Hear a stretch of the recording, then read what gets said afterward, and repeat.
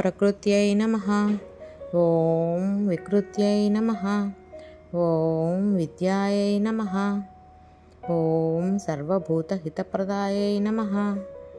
ఓం శ్రద్ధాయై నమః. ఓం విభూత్యై నమః. ఓం సురభ్యై నమః. ఓం పరమాత్మికాయై నమః. ఓం వాచ్యై నమః. ఓం పద్మాలయాయై నమః. ఓం పద్మాయై నమః. ఓం శుచయే నమః. ఓం స్వాహాయై నమః. ఓం స్వధాయై నమః. ఓం సుధాయై నమః. ఓం ధన్యాయై నమః. ఓం హిరణ్మయై నమః. ఓం లక్ష్మ్యై నమః. ఓం నిత్యపుష్టాయై నమః. ఓం విభావర్త్యై నమః.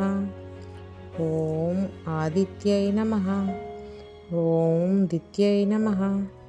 ఓం దీప్తాయై నమః. ఓం రమాయై నమః. ఓం వసుధాయై నమః. ఓం వసుధారణ్యై నమః. ఓం కమలాయై నమః. ఓం కాంతాయై నమః. ఓం కామాక్ష్యై నమః. ఓం క్రోధసంభవాయై నమః. ఓం అనుగ్రహప్రదాయై నమః. ఓం భుజ్యై నమః. ఓం అనఘాయై నమః.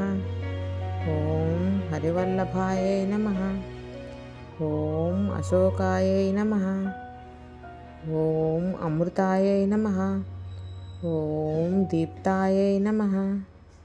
ఓం తుష్టయై నమః. ఓం విష్ణుపత్నే నమః.